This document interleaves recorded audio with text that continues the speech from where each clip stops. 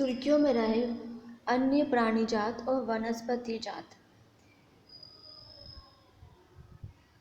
इसमें पहला है प्रजातीय प्राणी जात और वनस्पति, और इसी का विवरण और संरक्षण, जाति, पर्यावास आदि। संरक्षण भी जानेंगे, संरक्षण की स्थिति भी जानेंगे और पर्यावास भी जानेंगे कि ये कहाँ है। इतना विवरण हमें बताया गया है। प्रजाति का, यह प्रजाति प्राणी जात भी है और वनस्पति भी है, हम दोनों इनको समझेंगे। इसमें विश्व की सबसे तीव्र गति से चलने वाली चींटी के बारे में बताया है। तो हाल ही में वैज्ञानिकों ने विश्व की सबसे तीव्र गति से चलने वाली सहारा सिल्वर चींटी की खोज की है।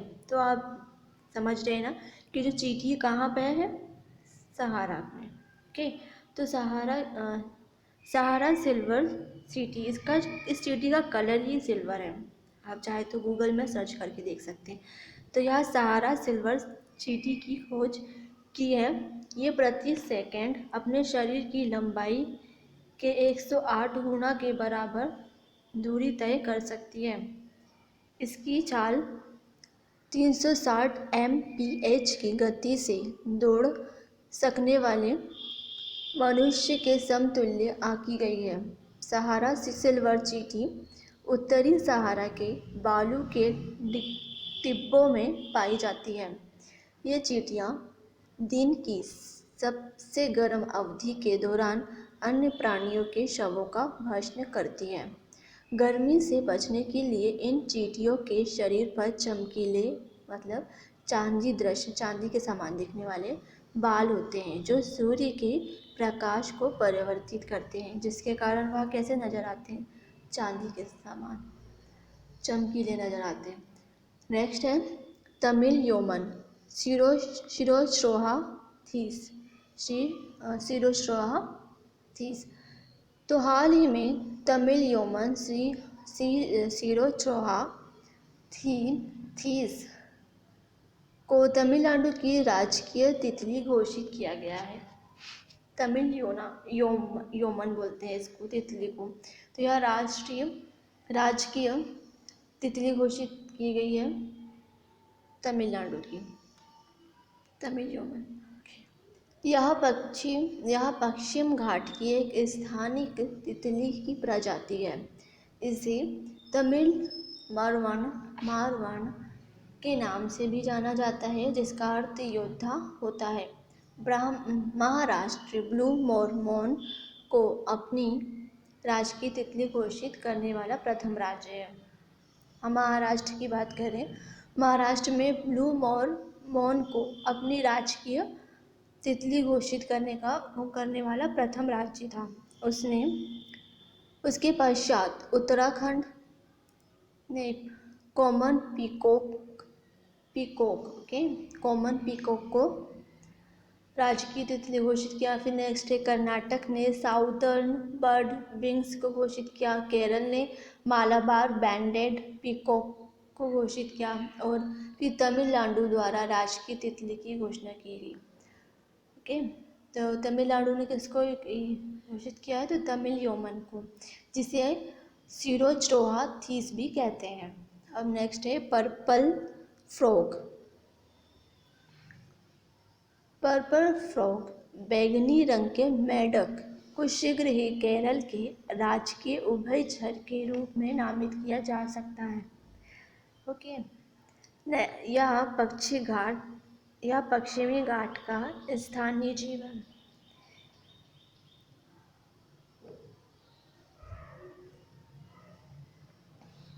इसे जीवाश्म के रूप में संदर्भित किया जा सकता है, क्योंकि अपने विकास क्रम के आधार पर यह लगभग 70 मिलियन वर्ष पूर्व के डायनासोर का समकालीन हो सकता है। इसे मावेली मेढक, सुअर नाक वाले मेढक के रूप में भी जाना जाता है। ओके, यह अपना अधिकांश समय मिट्टी के नीचे व्यतीत करता है और प्रत्येक वर्ष मानसून की शुरुआत में कुछ दिनों के लिए प्रजनन हेतु बाहर निकलता है। अन्य मेढकों से भिन्न होता है और भूमिगत रहने के लिए इसमें अंगों का एक विशेष ढांचा और एक नुकीली नाक होती है। संरक्षण की स्थिति IUCN, इस मेंढक की संरक्षण की स्थिति बताई गई है। तो IUCN में ये इंडेंजर्ड है और EDGE सूची में थ्रेटेंड उभयचरों की सूची में तीसरे स्थान पर है। और EDGE के बारे में हम जानते हैं कि आखिर यह है क्या। तो यह है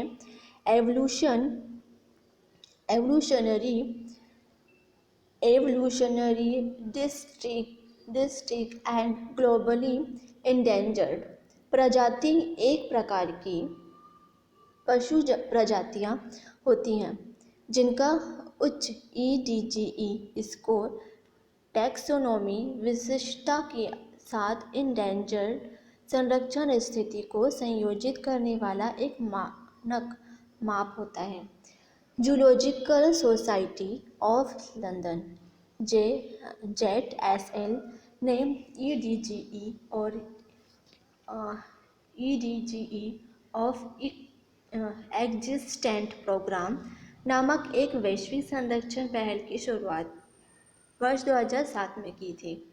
इस सूची में शामिल अन्य प्रमुख प्रजातियां हैं बंगाल की फ्लोरिकन, गंगा नदी की डॉल्फिन और हॉक्सबिल टर्टल और घड़ियाल भी है। तो चलिए, तो अब नेक्स्ट हम जानते हैं भारत का स्टारी डवार्फ फ्रॉग, यह पश्चिम घाट में है। अंगूठे के नख जितने आकार वाली ये प्रजाति भारत के पश्चिम घाट में पाई गई है। आप समझ रहे हैं, बिल्कुल अंगूठे के नख के समान है यह। कौन? स्टारी डवार्फ फ्रॉग, जो कि पश्चिम घाट में भारत के।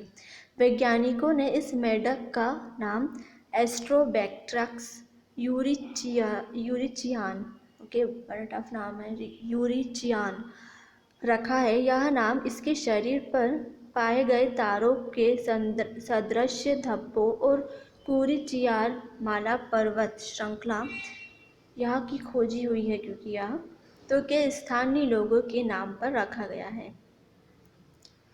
शोधकर्ताओं ने इसे स्टारी डवार्फ फ्रॉग उपनाम दिया है।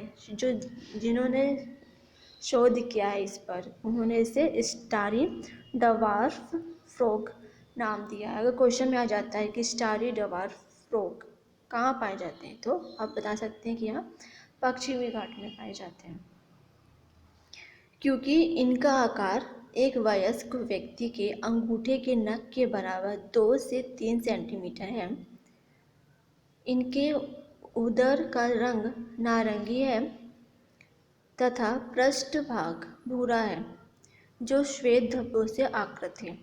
यह नई प्रजाति उस प्राचीन वंशावली की एकमात्र सदस्य है जो करोड़ों वर्षों पूर्व अपने पूर्वजों से विलग हो गई थी, तथा यह एक नई उपप्रजाति की खोज का भी प्रतिनिधित्व करती है। शोधकर्ताओं को अभी भी इनके जीवन चक्र, इनकी आवाज़ या इनकी प्रजातियों के थ्रेटेंड या इंडेंजर्ड होने की जानकारी प्राप्त नहीं है। इंडियन फ्लैग शेल टर्टल और Indian peacock soft shell turtle हाल ही में पश्चिम बंगाल वन विभाग के सहयोग से वन्यजीव अपराध नियंत्रण ब्यूरो द्वारा राज्य के एक बाजार से 983 भारतीय फ्लैग शेल टर्टल और 2 Indian peacock soft shell turtle साबित किए गए हैं। ऑपरेशन टर्टल शीट इंडेंजर्ड कछुओं की रक्षा के लिए एक नया केंद्रीय कार्यक्रम है। फ्लैग शेल टर्टल आकार में छोटे होते हैं तथा इनका शिकार इनके मांस के लिए किया जाता है। इसका मांस स्वाद के लिए बंगाल और बांग्लादेश दोनों में लोकप्रिय है। तो यह IUCN के रेड लिस्ट के तहत लिस्ट कंसर्न के रूप में सूचीबद्ध किया गया है। Indian peacock, soft shell turtle और IUCN की रेड लिस्ट में वल्नरेबल सुभेद के रूप में वर्गीकृत किया गया है। तो क्या हम Indian peacock soft shell turtle की बात कर रहे हैं? इसके पहले हमने इंडियन फ्लैप शेल टर्टल के बारे में जाना था। तो यह Indian peacock soft shell turtle यह वन्यजीव संरक्षण अधिनियम की सूची 1 में एक और convention of international trade in endangered species मतलब CITES की अनुसूची 1 में भी सूचीबद्ध है। इस प्रजाति का मांस कैलिपी शेर का बाहरी कार्टिलेजी नमक क्रीम हेतु अत्यधिक दोहन किया जाता है। नेक्स्ट है गंगा नदी की डॉल्फिन। यह विश्व में पाई जाने वाली 4 ताजे जल की डॉल्फिनों में से एक है। नदी में इसकी उपस्थिति नदी के पारिस्थितिकी तंत्र के स्वास्थ्य को इंगित करती है। यह भारत का राष्ट्रीय जलीय जीव है। यह श्वसन के दौरान एक विशेष प्रकार की आवाज़ निकालती है। इस कारण इसे सामान्य भाषा में सूसू कहा जाता है। इसमें क्रिस्टली नेत्र लेंस ना होने के कारण इसे ब्लाइंड डॉल्फिन भी कहा जाता है तथा तैरने एवं शिकार करने हेतु यह इकोलोकेशन का उपयोग करती है। अब खतरा जानते हैं कि इसे किन किन चीज़ों से खतरा है। तो यह सिंगल यूज जो प्लास्टिक होती है उनकी डंपिंग से इन्हें प्रॉब्लम होती है। दूसरा ये है औद्योगिक प्रदूषण, क्योंकि प्रदूषित जल में यह जीवित नहीं रह सकती, और मत्स्यान और ड्रेजिंग से। नेक्स्ट है IUCN स्थित इंडेंजर्ड इंडेंजर्ड लिस्ट में शामिल है। यह गंगा नदी मतलब यह गंगा और ब्रह्मपुत्र एवं इनकी सहायक नदियों में पाई जाती है। हाल ही में उत्तर प्रदेश वन विभाग के सहयोग से world wild fund for nature India द्वारा गंगा नदी डॉल्फिन की वार्षिक गणना वर्ष 2019 शुरू की गई है। इस गणना की ऊपरी गंगा के लगभग 250 किलोमीटर तक के क्षेत्र अर्थात हस्तिनापुर वन्यजीव अभयारण्य और नारायण रामसर स्थल के मध्य संपन्न किया गया था। डॉल्फिन की गणना हेतु पूर्व की प्रत्यक्ष गणना पद्धति के विपरीत वर्ष 2019 में टैंडेम बोर्ड सर्वे पद्धति का प्रयोग किया जा रहा है। Tandem board. नेक्स्ट है इरावदी डॉल्फिन।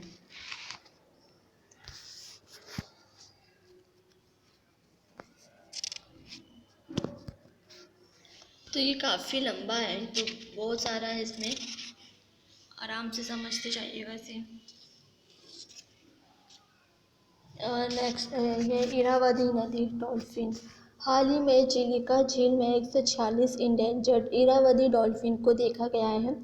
यह झील एकल लेगून में पाई जाने वाली इनकी उच्चतम आबादी वाला पर्यावास स्थल है। यह दक्षिण और दक्षिण पूर्व एशिया में नदियों के तटों या मुहाने के निकट लवणीय जल में पाई जाती है। लवणीय जल में पाई जाती है इरावदी नदी।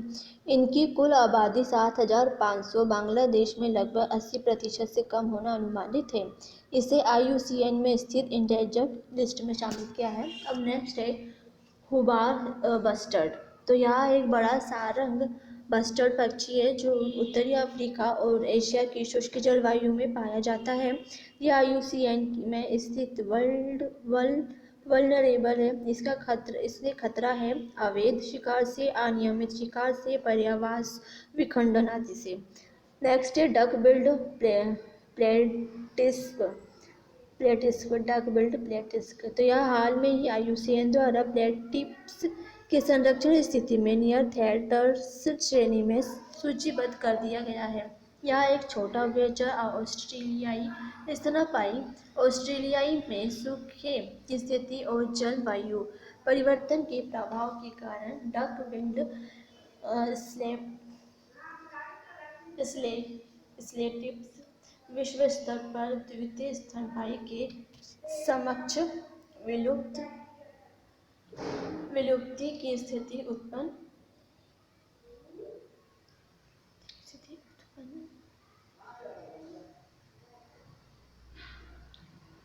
उत्पन्न हो गई है। नेक्स्ट है चाइनीज पैडल फिश। तो वर्ष 2009 के पश्चात से इसे किसी भी स्थल पर ना देखे जाने के कारण विलुप्त घोषित कर दिया गया है। तो किसे? चाइनीज पैडल फिश को। यह विश्व की सबसे बड़ी ताजी जल की मछली में से एक थी और यह अपनी लंबी थूथन एवं विशाल मुख हेतु जानी जाती थी। यह 200 मिलियन वर्ष पूर्व से अस्तित्व में थी। ड्रोसोफिल रेड ब्रिटल स्टार। हाल ही में भारत में पहली बार एशिया प्रशांत ड्रोसोफिला अनुसंधान सम्मेलन का आयोजन किया गया। ड्रोसोफिला 2 पंखों वाली मक्खियों के वंश से संबंधित है, जिसे सामान्यतः फ्रूट फ्लाई कहा जाता है। इसका उपयोग विकासवादी और विकास संबंधित अध्ययनों में किया जाता है। उल्लेखनीय है कि फ्रूट फ्लाई और मानव जीनों के जीनोम में काफ़ी समानता भी पाई जाती है। रेड ब्रिटल स्टार को समझते हैं। यह समुद्री आर्चिन प्रजाति के पश्चात नेत्रदृष्टि मतलब बिना आँखों के देखने की क्षमता वाला दूसरा जीव बन गया है। तो यह रेड ब्रिटल स्टार की एक और विशेषता यह है कि यह अपना रंग परिवर्तन करता है। यह जीव दिन के समय गहरे लाल किंतु रात्रि के समय हल्के पीले रंग में परिवर्तित हो जाता है।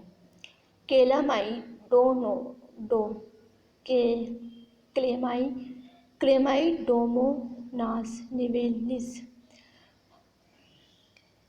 हाल ही में अंटार्कटिका के सबसे उत्तरी प्रायद्वीप के तट पर बर्फ की लाल रंग की परत देखी गई है। ओके, किसमें? बर्फ की लाल रंग की परत देखी गई है उत्तरी प्रायद्वीप के तट पर। तो रेड स्नो की घटना क्लेमाइडोनोस निवेलिस नामक एक कोशिकीय प्रकाश संश्लेषण शैवाल प्रजाति के कारण घटित हुई थी। यह ध्रुवीय और हिमनद क्षेत्रों पर विद्यमान हिम में पाई जाती है और स्वयं को उष्ण बनाए रखने हेतु एक लाल रंग का द्रव्य मतलब कैरोटेनोइड्स उत्सर्जित करती है। शैवाल हिमकृत जल में वृद्धि करते हैं तथा शीत ऋतु में हिम और बर्फ में निवास करते हैं।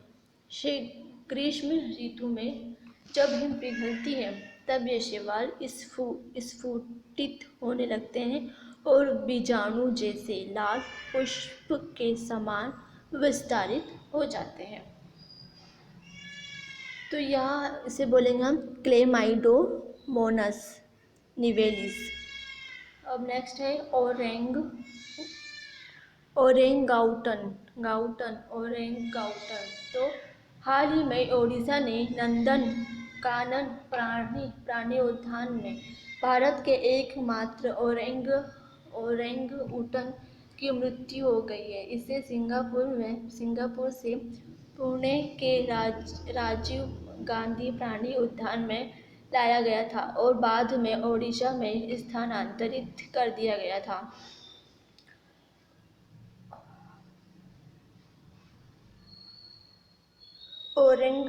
ओरेंगउटन विश्व के विशालकाय कपियों के 3 जीवित प्रजातियों में से एक है। यह इंडोनेशिया और मलेशिया की मूल प्रजाति है। इसकी गणना सबसे बुद्धिमान कपियों में की जाती है। ये विभिन्न प्रकार के परिष्कृत उपकरणों का उपयोग करते हैं और रात्रि में विश्राम हेतु शाखाओं व पत्तियों की गुच्छों से निर्मित विस्तृत घोंसलों का निर्माण करते हैं तथा इस प्रक्रिया में बीजों के प्रसार में भी महत्वपूर्ण भूमिका निभाते हैं। इसमें खतरा है पर्यावास की हानि, मानव पशु संघर्ष, अवैध वन्यजीव व्यापार आदि। संरक्षण अवस्थिति IUCN international union for conservation of nature critically endangered है यहाँ। और CITES में, जिसे हम बोलते हैं convention on international trade in endangered species of wild फोना एंड फ्लोरा, तो यह विशिष्ट या परिशिष्ट एक में सूचीबद्ध है। चिंगारा, ये चिंगारा क्या है? तो चिंगारा मृग शुष्क आवासीय परिस्थिति में जीवित रहता है और उन्हें जीवित रहने के लिए अधिक जल की आवश्यकता नहीं होती। वे अपनी नमी को ओस, वनस्पति, फल और अन्य समान स्रोतों से प्राप्त करते हैं। तो यहाँ IUCN में स्थित लिस्टन कंसर्न है और चिंकारा वन्य जीव अभयारण्य के बारे में हम जानते हैं। तो यह कर्नाटक की वन्य जीव राज्य बोर्ड ने कर्नाटक में है, ओके, तमकुर जिले में बुक्कापटना चिंकारा वन्य जीव अभयारण्य को अधिसूचित किया है।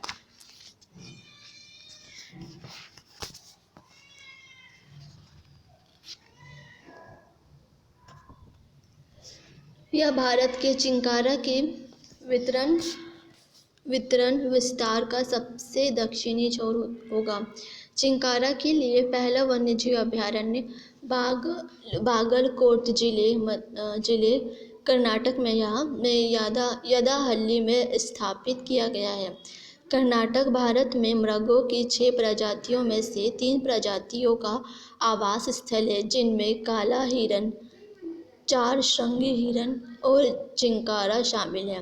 इन तीनों मृग प्रजातियों के लिए कर्नाटक का बुक्कापटना वन क्षेत्र संभवतः एकमात्र प्रलेखित स्थान है। इंडियन पेंगोलिन, तो 9वें विश्व पेंगोलिन दिवस की पूर्व संध्या पर मध्य प्रदेश वन विहार द्वारा इंडियन पेंगोलिन की पहली बार सफल रेडियो टैगिंग की घोषणा की गई थी। रेस्क्यू किए गए 2 जानवरों की रेडियो टैगिंग कर 6 माह पूर्व इसे सतपुड़ा टाइगर रिजर्व में पुनर्वासित किया गया था। पेंगोलिन CITES परिशिष्ट 1 के अंतर्गत है।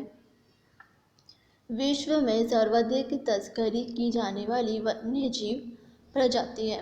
सामान्यतः इसे शल्कदार चींटीखोर के रूप में जाना जाता है। बिना दांत वाले इन जानवरों के शरीर पर विकसित एक विशिष्ट सुरक्षा कवच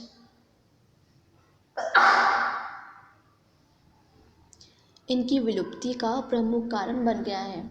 ये एकमात्र स्तनधारी हैं जिनका शरीर पूर्णतः शल्क से ढका हुआ होता है।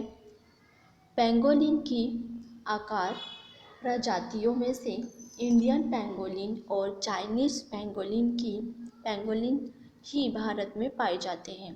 चाइनीज पेंगोलिन पूर्वोत्तर भारत में पाया जाता है, जबकि इंडियन पेंगोलिन अत्यधिक शुष्क क्षेत्रों जैसे हिमालय और पूर्वोत्तर को छोड़कर संपूर्ण भारत में पाया जाता है।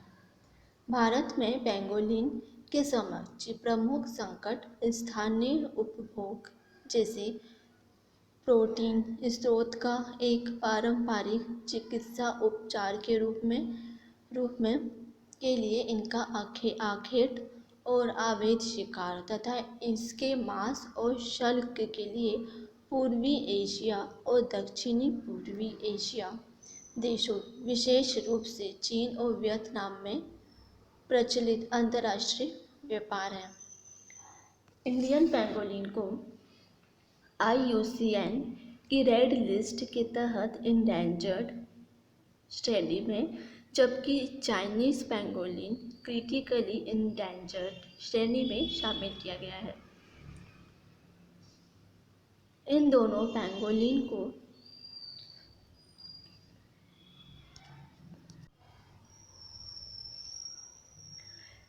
पेंगोलिन को वन्य जीव संरक्षण अधिनियम 1972 की अनुसूची 1 के तहत सूचीबद्ध किया गया है।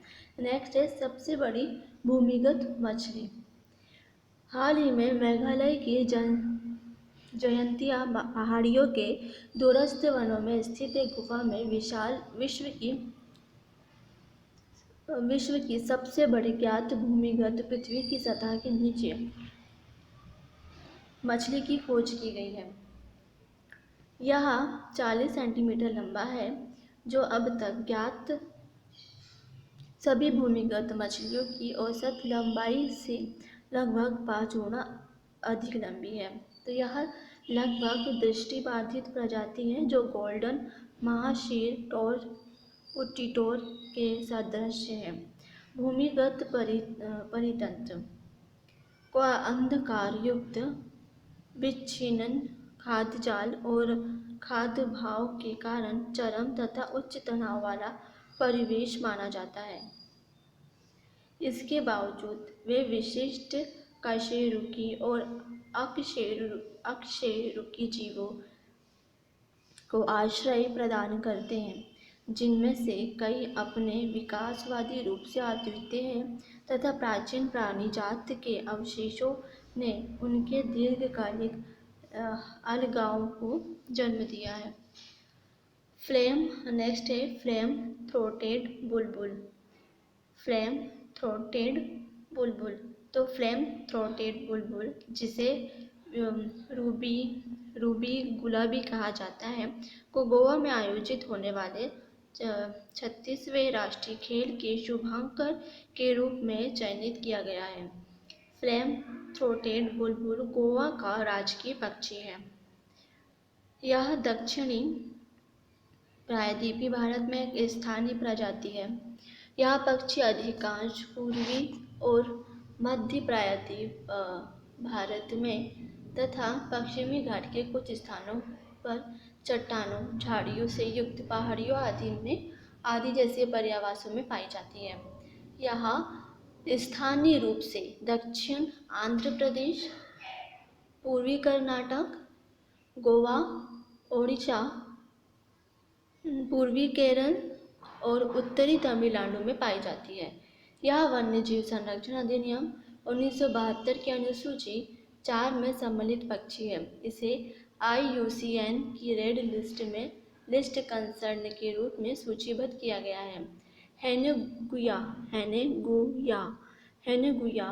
सैल्मिनिकोला शोधकर्ताओं ने एक बहुकोशिकीय जंतु की खोज की है जिसमें साइटोकॉन्ड्रियल DNA नहीं पाया जाता है।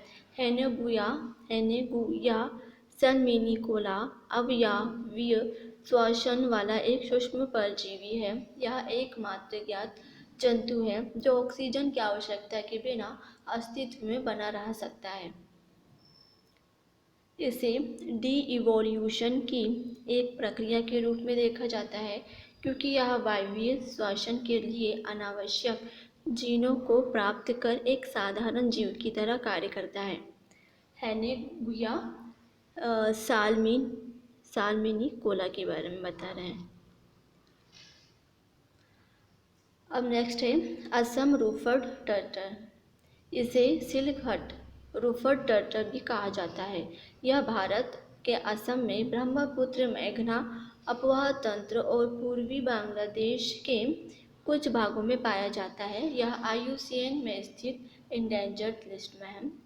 तो अब नेक्स्ट है फिलीपीन इंगल, जिसे हम फिलीपींस में स्थानिक है। विश्व में सबसे बड़े और सबसे शक्तिशाली पक्षियों में से एक है। आबादी वनों में लगभग 800 अनुमानित है और IUCN में यह क्रिटिकल इंडेंजर्ड है। खतरा है इन्हें उष्णकटिबंध वर्षावनों का विनाश और अत्यधिक शिकार। नेक्स्ट है गोल्ड कोटेड कवक। गोल्ड कोटेड कवक यह हाल ही में ऑस्ट्रेलिया में खोजी गई फुसेरिमा फुसेरियम फुसेरियम ऑक्सीस्पोरम कवक की प्राकृतिक रूप से उत्पन्न एक किस्म है। यह कवक ऑक्सीकरण की एक प्रक्रिया के माध्यम से अपने आसपास के कणों को विघटित और अवक्षेपित करके उनके तंतुओं में स्वर्ण को आबाद करता है। इसके अतिरिक्त यह स्वर्ण एवं उत्प्रेरक के रूप में कार्य करता है, जो कवक को कुछ कार्बन खाद्य पदार्थों को पचाने में सहायता करता है तथा इससे यह कवक स्वर्ण के साथ अंतःक्रिया न करने वाले कवकों की तुलना में अधिक तीव्र गति से वृद्धि व विस्तार करते हैं। स्टेपी ईगल तो ऐसा माना जाता है कि यह भारत में दूसरी सबसे बड़ी प्रवासी ईगल प्रजाति है। इसे हाल ही में आंध्र प्रदेश में देखा गया है। खतरा है खुले पर्यावासों का जलीय कृषि हेतु रूपांतरण, कीटनाशकों का उपयोग और विभिन्न प्रकार के बहिर्स्त्राव आदि। इनका पर्यावास स्थल उत्तरी यूरेशिया में काला सागर तट से लेकर पूर्वी कजाकिस्तान और रूस में अल्ताई पहाड़ियों तक विस्तृत है। इसे IUCN संरक्षण स्थिति इंडेंजर्ड EN में शामिल किया है। IUCN और IUCN रेड लिस्ट मानदंड। IUCN श्रेणियां मानदंड रेड लिस्ट एक्सटिक्स। तो यहाँ जो IUCN और IUCN रेड लिस्ट मानदंड है यह हम नेक्स्ट वीडियो में समझेंगे, क्योंकि यह भी काफ़ी लंबा है तो उसे भी समय लगेगा। अभी हमने समझा सुर्खियों में रहे अन्य प्राणी जात और वनस्पति। तो जितने भी जो प्राणी थे जिनका नाम आया जो इंडेंजर्ड है, क्रिटिकल इंडेंजर्ड है, उनको आप गूगल में सर्च करिएगा और वनस्पति को भी सर्च करके देखिएगा, जिससे आपको और भी अच्छी तरीके से समझ में आ जाएगा।